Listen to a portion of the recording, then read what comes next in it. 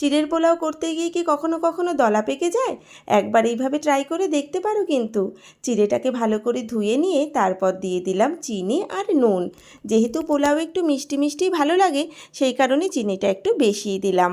আর তারপরে চামচ দিয়ে হালকা হাতে নুন আর চিনিটা চিড়ের সাথে ভালো করে মাখিয়ে নেব। পোলাও করার জন্য চিড়েটা ধুয়ে নেওয়ার পর নুন আর চিনি মাখিয়ে মিনিট 5 রেখে দেব।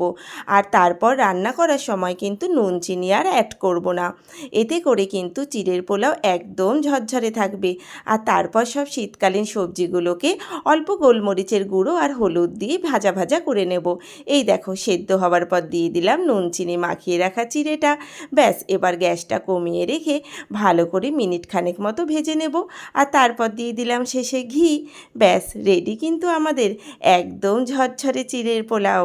যদি ভিডিওটা ভালো লেগে থাকে চ্যানেলটা সাবস্ক্রাইব করে দিও প্লিজ।